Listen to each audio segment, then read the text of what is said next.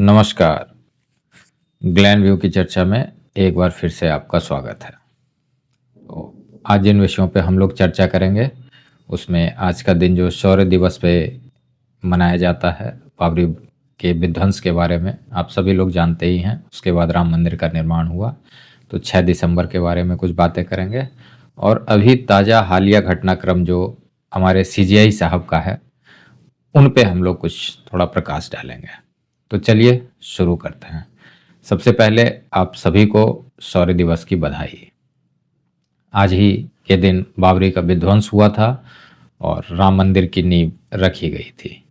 तो सबसे पहले मैं आपको ये बता दूं कि ये पूरे हजारों साल के बाद इतने शासन हुए, मुगल शासक आए, अंग्रेजों ने शासन करा, इन सब के बाद पहली बार हमें ये हिंदू एकता का दृश्य देखने को मिला, जहाँ पे हिंदुओं ने ये बताया कि आज हम ना तो कोर्ट की मानेंगे, ना पुलिस की मानेंगे, ना न्याय व्यवस्था, न किसी तरह की व्यवस्था को नहीं मानेंगे, और आज जो हम करेंगे उसे सारी दुनिया मानेगी। और इस तरीके से बाबरी पे चढ़ाई हुई और उस पूरे इमारत को गिरा के ध्वस्त किया गया और फिर वहाँ पे राम मंदिर की, हालांकि बहुत पहले से ये चीज़ें चल रही थी, प्रयास जारी थे। कुछ कर सेवकों का पता है आपको, मुलायम सिंह की सरकार में गोली चल गई थी। इसमें दो तीन चीज दिलचस्प हुआ था। उस समय कल्याण सिंह की सरकार थी, बाद में उनकी सरकार चली गई और देश में प्रधानमंत्री थे पीवी नरसिम्हा राव। तो जब तक बाबरी मस्जिद गिराई जा रही थी तब तक वो अपने पीएम आवास में ही बैठे रहे।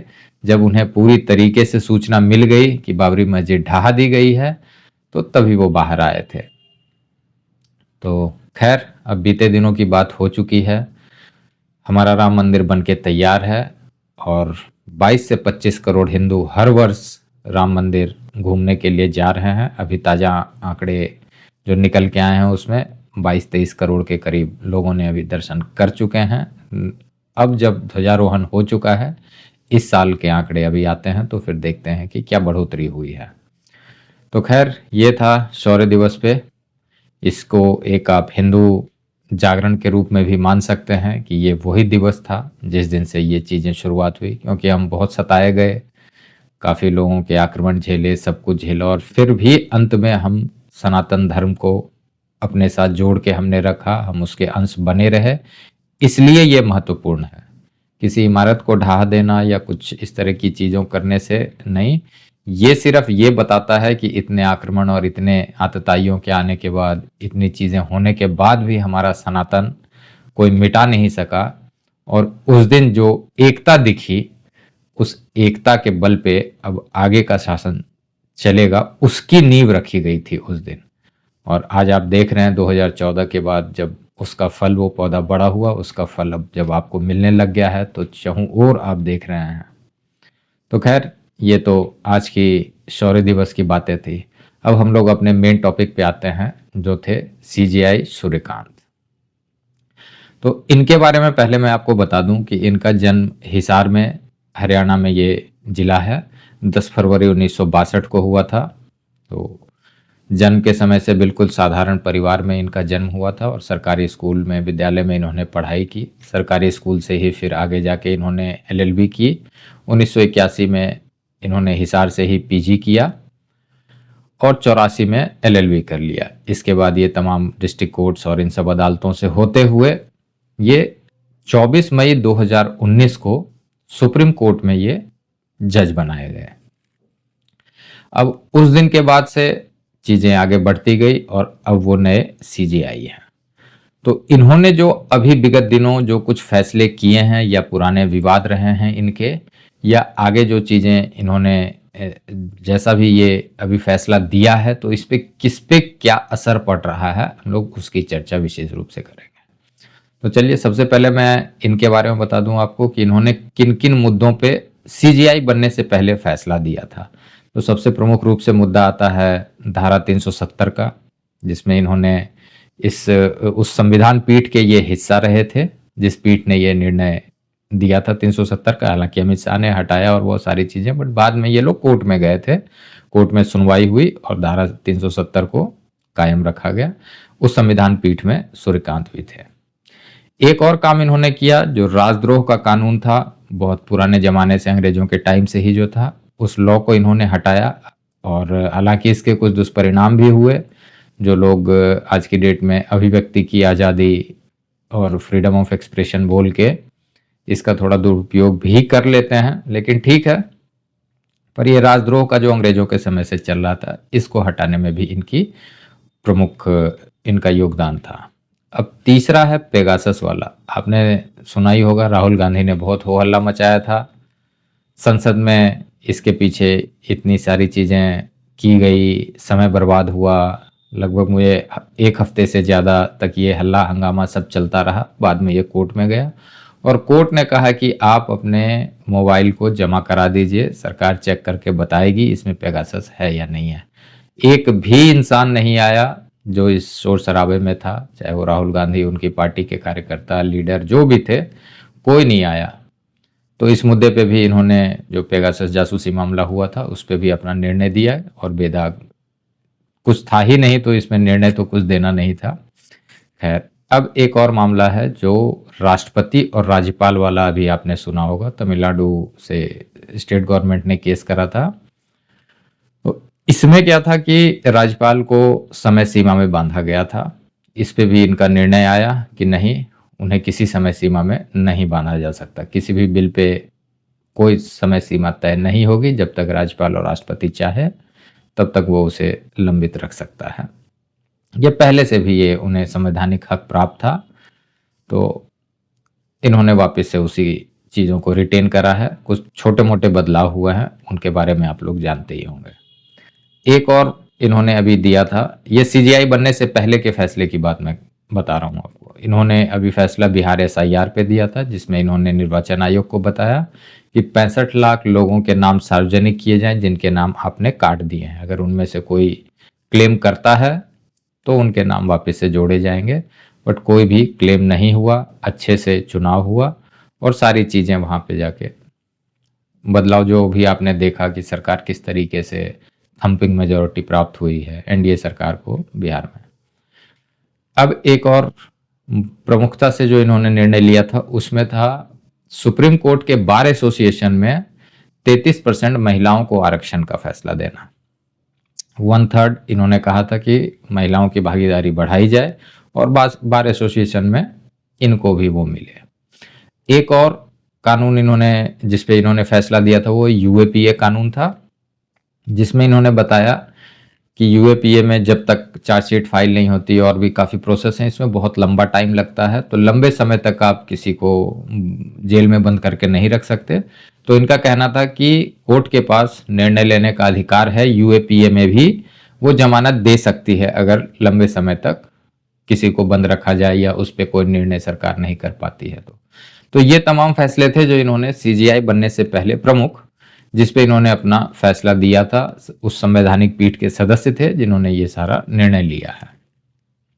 अब मैं आता हूं असली मुद्दे पे कि अभी जब से ये सीजीआई बने हैं, इससे पहले इनके साथ एक विवाद जुड़ता था, जो नुपुर शर्मा केस आपने सुना होगा।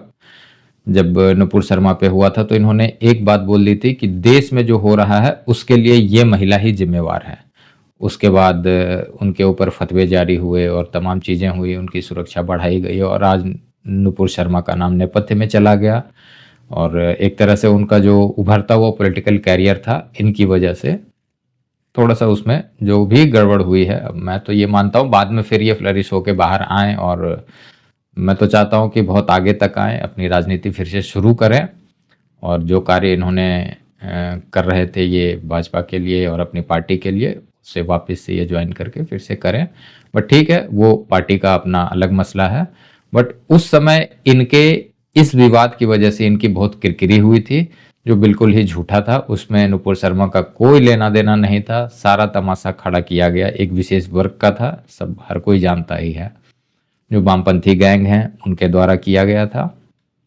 अब क्या हुआ, इनके सीजीआई बनने से पहले जनता के दिमाग में ये बात बिल्कुल फिट थी कि ये वामपंथी विचारधारा के हैं और ये फिर वही चीज आगे अपना जैसे पुराने ढर्रे पे चलता आ रहा था, ये वही आगे प्रस्तुत करेंगे।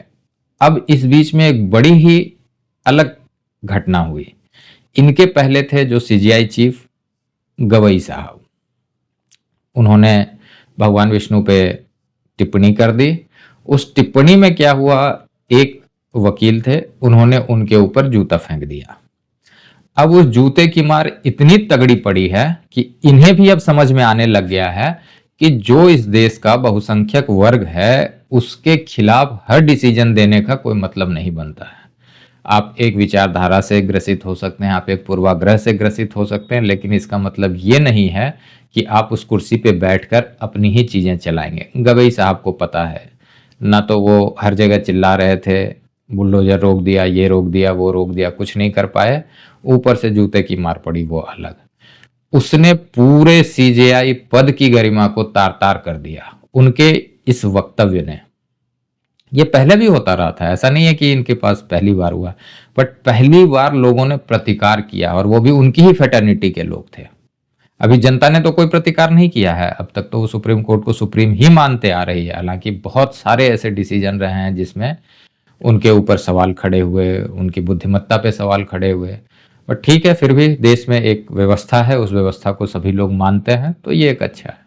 लेकिन सीजीआई गवई पे जो ये कांड हुआ, उसने पूरे कोर्ट की आंखें खोल दिया। आंखें ऐसी खुली कि अब उनके निर्णय आप सुनते जाइए, मैं बारी बारी से आपको बताता हूँ। सबसे पहला निर्णय, उन्होंने बिहार एसआईआर पे फैसला दिया। वामपंथी गैंग इतना आया, चिल्लाया, सब कुछ हुआ देश में, एक भी इंसान बाहर निकल कर नहीं आया जिसने ये क्लेम करा हो कि मेरा नाम काट दिया गया। इन्होंने क्लीन चिट दी बिहार एसआईआर को और बोला, निर्वाचन आयोग को फ्री हैंड दिया कि नहीं, आप कार्य कीजिए, और जिस दिशा में जिस तरीके से कर रहे हैं वो बहुत ही अच्छा कार्य है। सारे वामपंथी गैंग की बत्ती गुल हुई, चुपचाप घर बैठ गए। अब सेकंड फेज में आइए। 2-3 दिन पहले इन्होंने एक फैसला दिया कि क्या रोहिंग्याओं के लिए हम रेड कारपेट बिछाएं। फिर से वामपंथी गैंग की सुलग गई, क्योंकि ये तो उनके ही आरती पूजन में लगे रहते थे। तो अब इनका जो ये फैसला है कि रोहिंग्या शरणार्थी नहीं, ये अवैध घुसपैठी। पहले ये लोग इसे शरणार्थी के रूप में मानते थे कि दूसरे देश से आए हैं, ये शरणार्थी हैं, लेकिन शरणार्थी का आपको राज्य सरकार दे सकती है दर्जा, कोई और नहीं दे सकता। तो अब ये अवैध घुसपैठिए थे, तो इन्होंने सीधे तौर पे कहा कि जो ये अवैध घुसपैठिए आ रहे हैं, क्या इनके लिए रेड कारपेट बिछाएं। ये हमारे देश का संसाधन उपयोग में ले रहे हैं, सब्सिडी खा रहे हैं, खाना पीना, लोगों का रोजी रोजगार भी यही छीन रहे हैं। तो जो ये अवैध लोग हैं, इनको बर्दाश्त नहीं किया जा सकता। सरकार जो कर रही है भगाने का कार्य, वो अनवरत जारी रहेगा। और इन्होंने सबकी, प्रशांत भूषण हो गए, कपिल सिब्बल, मनु सिंघवी, और ये जितने भी ये वकील हैं जो अपने आप को तुर्रम खां समझते हैं, सबकी वकालत इन्होंने नाराजगी कर दी। सब अभी चुपचाप बैठे हुए हैं। एक फैसला और इन्होंने करा, जो ओरल मॉनिटरिंग होती थी, कोई कभी भी वकील आके घुस गया कि ये लिस्ट कर दीजिए और उस पर चर्चा होगी। आपने अभी सुना भी होगा कि पवन खेड़ा वाला मामला, जब सोशल मीडिया पे जैसे ही पता लगा कि इनको गिरफ्तार करने का आदेश जारी हुआ है, आनन फानन में इनकी बेंच बैठी और उन्होंने वहीं से दे दिया। तीस्ता सी तलवार केस आपको बखूबी याद होगा कि कैसे सारे ये नाच देख रहे थे, और नाच का नृत्य कार्यक्रम देखते देखते व्हाट्सएप पे ये संविधान पीठ 3 लोगों की बैठी, उन्होंने निर्णय दिया, 3 के बाद फिर 5 लोगों की बैठी, और उन्होंने कैसे कैसे क्या कांड हुआ है, तो ये सबको ज्ञात है ये। तो इन्होंने ये ओरल मॉनिटरिंग वाला सबसे पहले ये बंद करा दिया। अब कोई कपिल सिब्बल सीधा घुस के नहीं कह सकता, कोई मनु सिंघवी सीधे घुस के लिस्टिंग नहीं करा सकते, उन्हें भी प्रोसेस फॉलो करना पड़ेगा। एक और केस इन्होंने, एक और बात बोली कि हम एनजेएसी को फिर से सुनेंगे, इस पे विचार करेंगे। अब खलबली है सारे जजेज में कि अगर कॉलेजियम कोलैप्स कर गया, कॉलेजियम सिस्टम हटा दिया गया, तो फिर आगे क्या होगा। ये लंबे समय तक सीजीआई रहने वाले हैं, ये मैं आपको बता दूं, ये फरवरी 2027 तक रहेंगे। तो जो ये 2026 का पूरा साल है, ये पूरे साल रहेंगे। दिसंबर तो अब लगभग 20-25 दिन बचे हैं, खत्म होने को है, और 1.25 साल पकड़ के चलिए आप, ये रहेंगे। तो अब ये देखने वाली बात है कि आगे ये और क्या करते हैं, इस पे कॉलेजियम सिस्टम पे क्या ये लेते हैं। एक और फैसला इन्होंने दिया जिसमें सेना से, आपको पता होगा कि सैमुअल कमलेसन वाला मामला आया था कि उन्होंने मंदिर जाने से इनकार कर दिया था, क्रिश्चियन थे, उन्होंने साफ साफ क्लियर शब्दों में कहा कि सेना ने जो भी अभी डिसीजन लिया वो बिल्कुल सही है। सेना में अनुशासन ज़रूरी है, वहाँ कोई धर्म जाति और इन सब चीज़ों से कोई लेना देना नहीं है। आपको सेना का अनुशासन मानना पड़ेगा। आप किसी भी धर्म जाति बिरादरी कहीं से भी हों, आपको उस अनुशासन को मानना पड़ेगा। उनका एक डिसिप्लिन है, उनका एक प्रोटोकॉल है, वो सेट ऑफ इंस्ट्रक्शन है, आपको वो फॉलो करना ही पड़ेगा। और उनकी बर्खास्तगी को कायम रखा गया। एक और फैसला जो था बहुत चर्चित रहा, जिसमें कल ही की ये घटना है, जब मंदिर का धन कोऑपरेटिव में बैंक ने, अभी आपको केरल वाला किस्सा भी आपको पता होगा, तो इसमें इन्होंने क्लियर बोला है कि मंदिर का धन मंदिर का है, वो वहाँ जो पूजा प्रार्थना करने जाते हैं वो उनका धन है, वो मंदिर अपने हिसाब से खर्च करे, वो किसी भी कार्य में लगाए। अगर उन्होंने बैंक में रखा है और बैंक वाले नहीं लौटा रहे हैं तो ये गलत है और उन्हें ये पैसे वापस करने ही पड़ेंगे। तो ये कुछ ऐसे फैसले थे जिन पे चर्चा करना ज़रूरी था कि इनके आते ही अभी बहुत ज़्यादा टाइम इन्हें नहीं हुआ है, लेकिन जो फैसले ये ले रहे हैं इनसे वामपंथी गैंग की नींद उड़ी हुई है। अब वामपंथियों ने भी सोचा कि क्यों ना कुछ नया करा जाए। इन्होंने क्या करा, आपको याद होगा दीपक मिश्रा, जब इन्होंने कहा था कि मैं राम मंदिर पे फैसला करवा दूंगा, मैं राम मंदिर का जो भी ये चल रहा है इस पे मैं तेजी से करूंगा, तो ये सारा वामपंथी गिरोह, वकील सबकी फौज लेकर ये उसके पीछे महाभियोग करने के लिए लग पड़े थे। और इन्होंने लास्ट में दीपक मिश्रा दबाव में आ गए और फिर आप लोगों को पता है कि आगे क्या हुआ। खैर, ये दबाव वाली पॉलिटिक्स अब फिर से इन्होंने चालू कर दी है। कल प्रशांत भूषण ने पुराने रिटायर्ड जजों से चिट्ठी लिखवाई है, हालांकि मुझे नहीं पता कि इसका क्या असर पड़ेगा साहब पे, लेकिन इन्होंने जो चिट्ठी लिखवाई है और ये सब दबाव की प्रक्रिया है। अब डिसीजन जो ये दे रहे हैं इसमें उन्हें भी समझ में, मुझे नहीं पता कि ये वाकई में ऐसे हैं या गवई प्रकरण के बाद इन्हें ये इनकी आंखें खुल गई हैं या क्या है, ये मैं नहीं समझ पा रहा हूँ। क्योंकि एक विवाद जो इनके साथ जुड़ता है उस समय इनकी बुद्धिमत्ता पे भी सवाल उठे थे कि आखिर ऐसा कैसे बोल सकता है कोई कोर्ट, कोई जज ऐसा कैसे कह सकता है एक महिला के बारे में, नुपुर शर्मा केस पे। लेकिन एकदम से जो ये 180 डिग्री का टर्न है ये अब तक तो समझ में नहीं आ रहा। खैर, इन पे भी दबाव पॉलिटिक्स स्टार्ट कर दी गई है। इसमें प्रशांत भूषण, सिब्बल सिंघवी, यही सब 4-5 नाम जो आप सुनते रहते हैं, ये सब वामपंथी गैंग के जो वकील हैं। तो अब देखना ये होगा कि आगे आने वाले समय में ये और क्या क्या डिसीजन लेते हैं। इस बीच में इन्होंने एक और केस, जिसपे रणवीर अलाहाबादिया वाला केस आपने सुना होगा, उसमें इन्होंने उसका केस फिर से खोल दिया था। बीच में उसे थोड़ी सी छूट दी गई थी, बट उस केस को भी इन्होंने वापस से खोल दिया है। अब देखना है कि इसको सूचीबद्ध कर दिया, उस पर क्या निर्णय आता है। हालांकि पहले भी कोर्ट ने, पहले भी जब इनके पास ये गया था तब भी उन्होंने अच्छा खासा रणवीर पे अपनी बात रखी थी, बट आगे देखना होगा कि क्या ये फैसला लेते हैं। तो अब एक चीज़ मुझे अब तक समझ में नहीं आई है कि गवई इफेक्ट का है असर, या इन्हें वो अपना समझ में आने लग गया है कि अब जनता क्या चाहती है या बहुसंख्यक वर्ग क्या चाहता है, या इस पे क्या गलत सही हो रहा है। क्योंकि जज की कुर्सी पे जब आप बैठते हैं तो मुझे नहीं पता, मैं तो इस विषय में ज़्यादा नहीं जानता, लेकिन मैं ये मानता हूँ कि जब आप स्वतः जब उस कुर्सी पे बैठते हैं तो आपके अंदर वो चीज़ आपकी आत्मा में प्रवेश कर जाती है कि आपको सही निर्णय देना पड़ता है। लेकिन जिनकी आत्मा पहले से मैली है तो उन्हें कुछ नहीं दिखता है। उम्मीद है कि सूर्यकांत साहब और भी कड़े फैसले लेंगे, और भी अच्छे फैसले लेंगे, देश हित में, जनहित में फैसले लेंगे और सही और गलत का निर्णय अपनी बुद्धि विवेक से करेंगे। हालांकि जिस प्रदेश से वो आते हैं वहाँ की मिट्टी में निर्णय लेने की क्षमता होती है, उनमें वो सारी चीज़ें हैं, विद्यमान है, तभी यहाँ तक पहुँचे हैं। एक और बड़ी बात जाते जाते आपको बता दूं कि इन्हें ना तो कुछ पाने का है और ना ही कुछ खोने का डर है। इनके बच्चे दूसरे फील्ड के हैं। दूसरे सीजीआई जो पहले बने थे, चंद्रचूड़ साहब का आपने सुना कि उनके पिताजी थे, फिर कॉलेजियम में वो आए, फिर इनके बेटे भी इन्हीं सब में हैं। तो ये थोड़ा सा वहाँ पे भेदभाव होता है, लेकिन इनके लिए ये सब कुछ नहीं है। न इनके बच्चे वकील वकालत में हैं, न किसी इस फील्ड में हैं ही नहीं। तो इन्हें पता है कि ठीक है, अपना कार्य अच्छे से करना है और फिर सेवानिवृत्त होके आराम से चले जाना है। तो उम्मीद है सूर्यकांत साहब और भी पलीते में आग लगाते रहेंगे, और समय कितनी तेजी से बदल रहा है इसका अंदेशा आप लोगों को हो रहा होगा। नहीं हो रहा है तो अब भी मैं इन गिरोहों से कहना चाहता हूँ कि अब भी बदलने का वक्त है, बदल जाइए और अब भी संभल जाइए, क्योंकि आगे आने वाला समय और ज़्यादा कष्टकारी होने जा रहा है आप लोगों से। क्योंकि जैसे ही ये लोग जिस जेनजी की बात कर रहे हैं, वो जेनजी और भी ज़्यादा ही हिंदुत्व की तरफ बढ़ता जा रहा है, और इसके परिणाम स्वरूप आपको और भी चीज़ें देखने को मिलेंगी। खैर चलिए, आज हम लोगों ने सूर्यकांत साहब पे बात की, तो देखते हैं आगे और कैसा निर्णय लेते हैं और देश हित में और ये आगे क्या करते हैं।